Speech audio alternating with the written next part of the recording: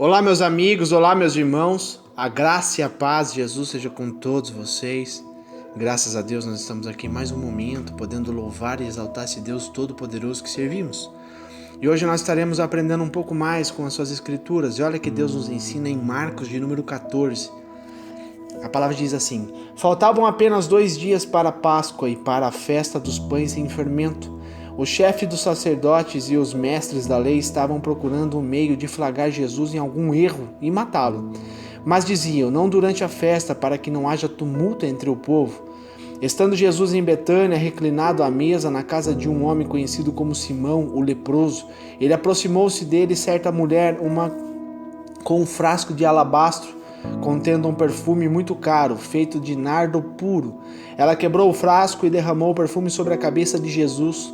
Alguns dos presentes começaram a dizer uns aos outros, indignados: por que este desperdício de perfume? Ele poderia ser vendido por 300 denários e o dinheiro dado aos pobres. E a repreendiam severamente. Deixe-no em paz, disse Jesus. Porque estão perturbando? Ela praticou uma boa ação para comigo, pois os pobres vocês sempre terão consigo e poderão ajudá-los sempre que os desejarem, mas a mim vocês nem sempre terão. Ela fez o que pôde, derramou o perfume em meu corpo antecipadamente, preparando-o para o sepultamento. E eu lhes asseguro que, onde quer que o evangelho for anunciado em todo o mundo, também o que ela fez será contado em sua memória. Então Judas Iscariotes, um dos 12, dirigiu-se aos chefes dos sacerdotes a fim de lhes entregar a Jesus. A proposta muito os alegrou. Eles prometeram dinheiro, assim ele procurava uma oportunidade para entregá-lo.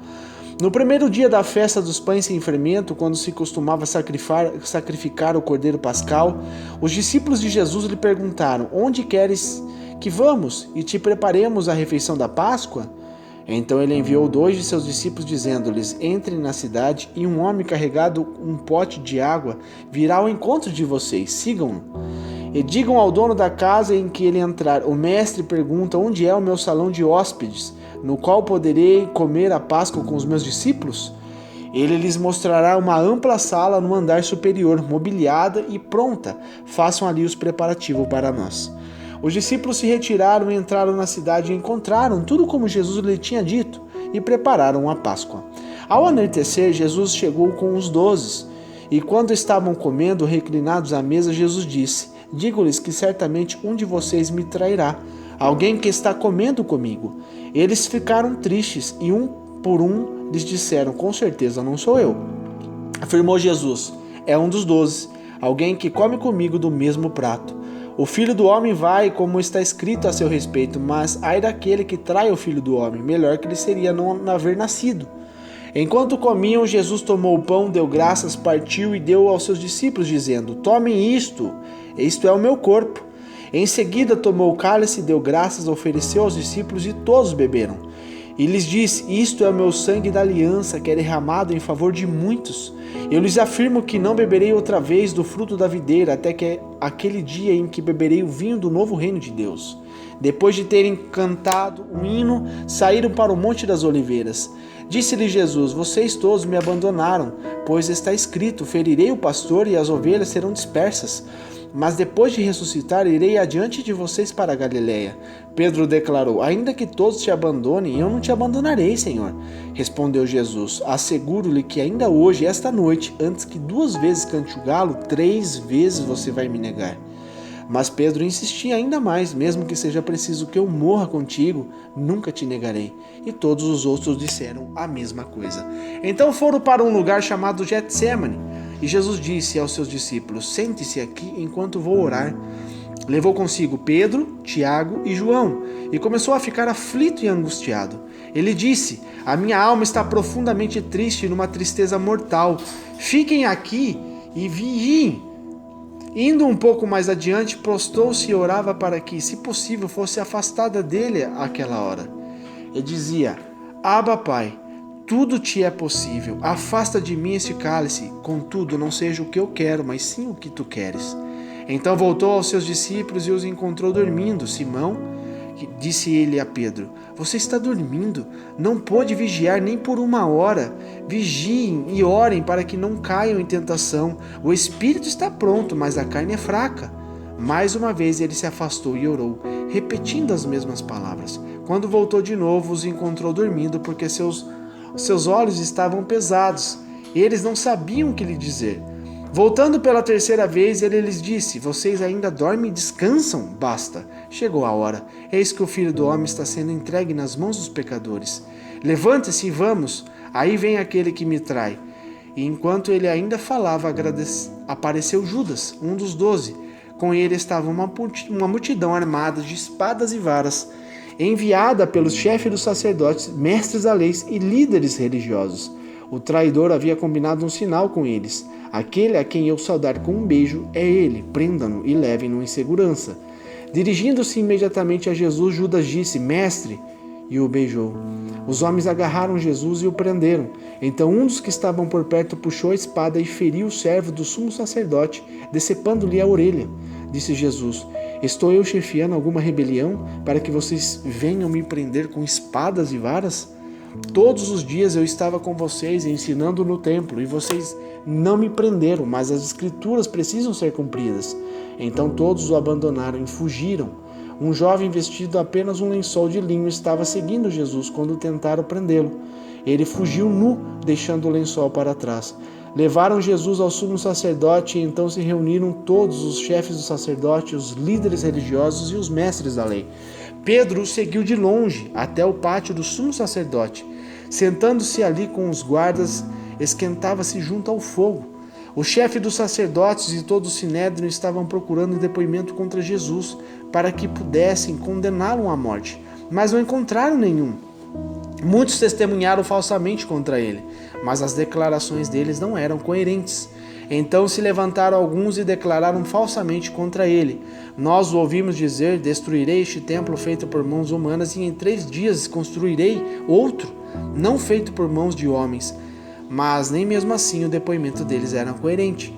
Depois o sumo sacerdote levantou-se diante deles e perguntou a Jesus: você não vai se responder à acusação que estão lhe fazendo?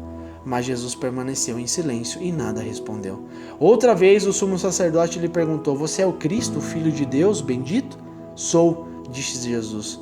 E vereis o Filho do Homem assentado à direita do Poderoso, vindo com as nuvens do céu.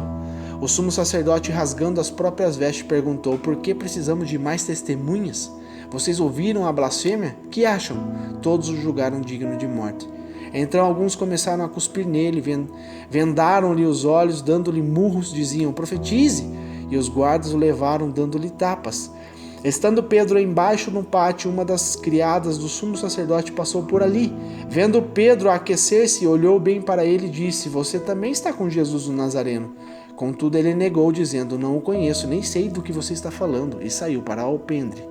Quando a criada ouviu lá, disse novamente aos que estavam por perto: esse aí é um deles. De novo ele negou, e pouco tempo depois os que estavam sentados ali perto disseram a Pedro: certamente você é um deles, você é galileu. Ele começou a se amaldiçoar e a jurar: não conheço o homem de que vocês estão falando. E logo o galo cantou pela 2ª vez. Então Pedro se lembrou da palavra que Jesus lhe tinha dito: antes que 2 vezes cante o galo, você me negará 3 vezes. E se pôs a chorar. Amém? Glórias a Deus por isso, meus amados. A palavra de Deus aqui é tão profunda, porque estava muito próximo do ato mais profundo e mais poderoso que alguém poderia fazer pela humanidade, e esse ato foi feito pelo Filho de Deus. Antes a humanidade estava perdida, não tinha mais esperança para ela. Após o pecado ter entrado, a morte dominou o mundo, dominou o ser humano. O pecado havia dominado todas as nações, todos os impérios estavam corrompidos. E quando Jesus veio para a terra, meus amados, um plano perfeito de nosso Deus Pai, Jesus ele estava aqui a ponto de ser entregue à morte, morte de cruz, uma morte vergonhosa, humilhante, e onde ele se fez de Senhor. Ele se fez servo. Então, meus amados, aqui a gente vê alguns fatos verdadeiros, reais. Tudo que está escrito aqui é o que aconteceu de fato, narrado por Marcos, através do Espírito Santo de Deus, trazendo à memória. E a gente vê que aqui, durante uma festa, Jesus estava ali, junto à mesa com os seus discípulos, e ali a gente vê algo tão profundo, onde ele traz à tona a situação de que ele seria entregue aos malfeitores, e seria entregue por um dos seus. Dentro da sua casa, dentro dos seus, haveria um traidor. Uma pessoa amada, chegada dele, o trairia.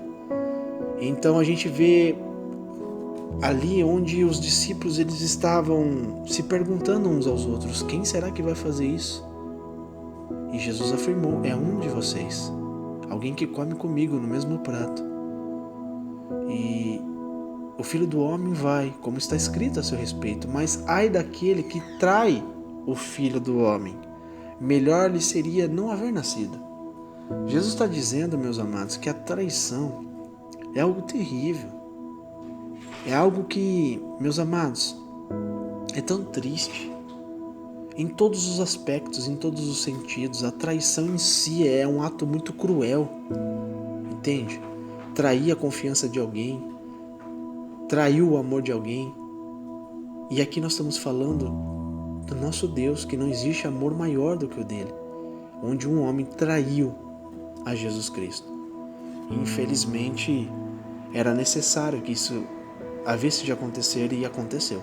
Então, Jesus estava dizendo ali para os seus discípulos que este ato que ele estava fazendo, né, ali referente a ele dando graças ao pão e ao vinho, que significa o seu corpo e o teu sangue, ele estava trazendo ali essa novidade de vida para os seus discípulos e, consequentemente, para nós, milhares e milhares de anos que passou, nós trazemos a memória deste ato poderoso que Jesus fez por mim e por você, de se entregar como sacrifício vivo para nos trazer essa nova aliança.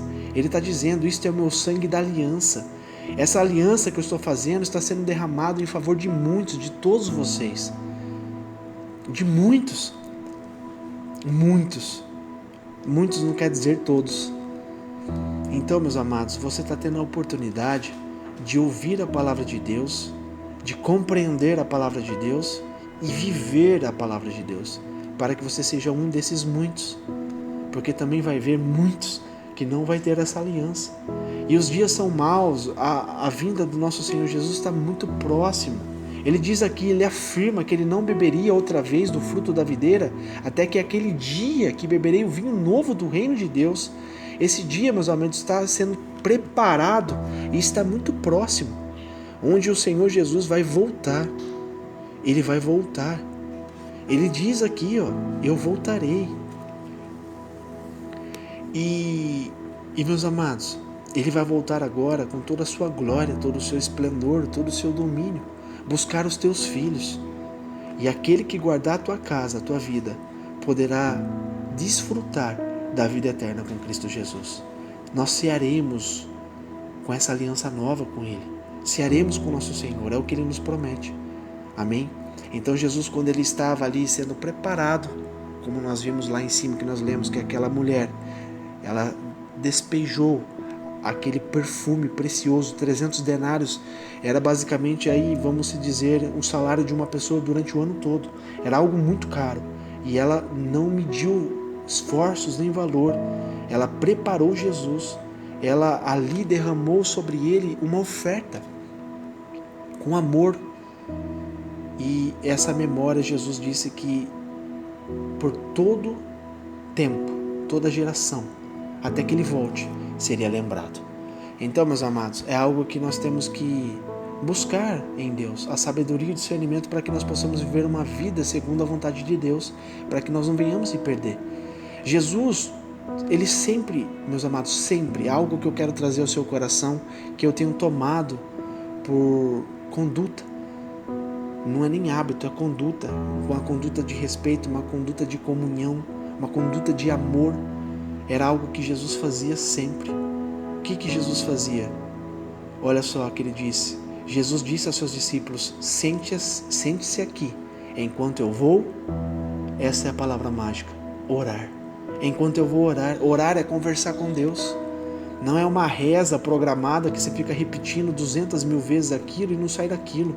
Jesus não ficava repetindo orações, rezas. Jesus ia conversar com Deus. Meus amados, conversar com Deus é rasgar teu coração e falar aquilo que você sente, aquilo que você precisa, aquilo que você intercede pelo povo.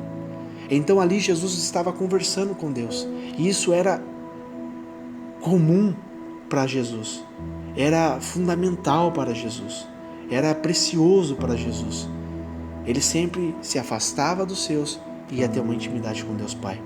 Esse é o segredo para que eu e você nos fortalecemos e eu e você venhamos vencer todas as coisas. Orar a Deus. Orar significa conversar com Deus. Amém? Então, isso é o que Deus fazia com Jesus. Ali alimentava. E olha o que a palavra de Deus diz a respeito da oração. Olha que Jesus falava, Abba, Pai. Abba significa papai. É uma palavra carinhosa. É que nem um filho que chama papai, mamãe. Papai significa Abba. Ele diz assim, papai, Pai, tudo te é possível.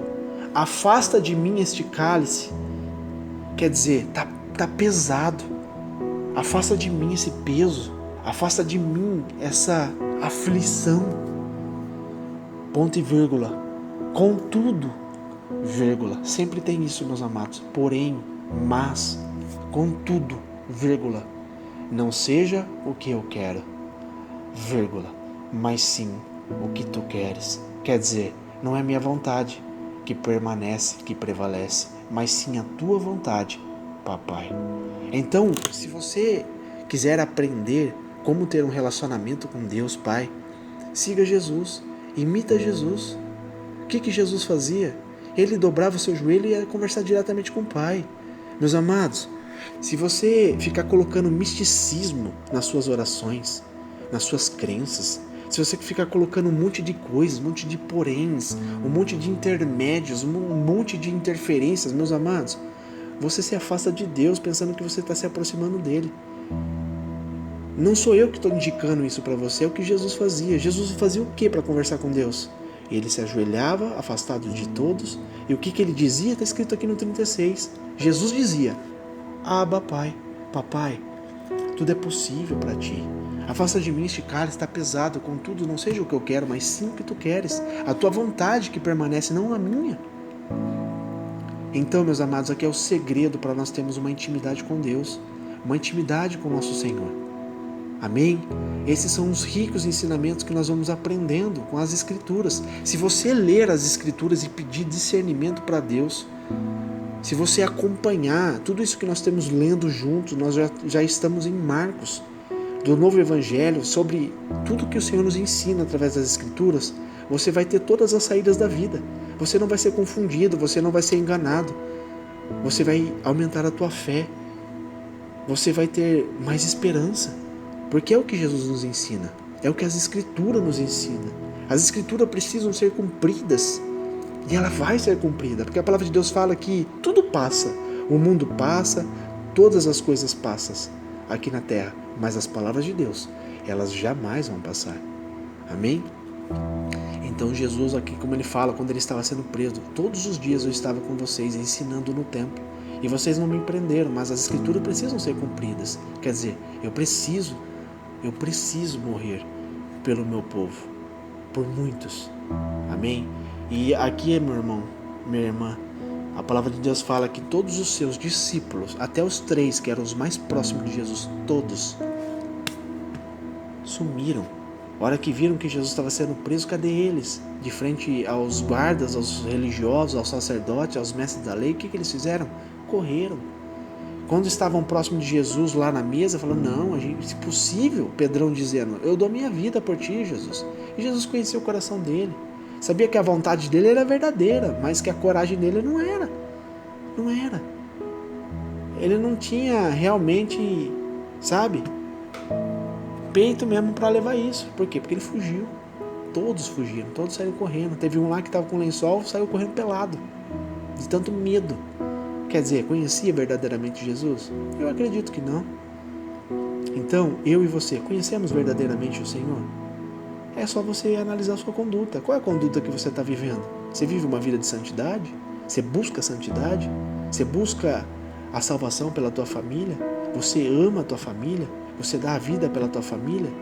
Você fala que você dá a vida, mas você dá a vida pela tua família? Você cuida da tua esposa? Esposa, você cuida do teu marido? Casal, você cuida dos teus filhos? Você ora nos teus filhos? Você abençoa os teus filhos?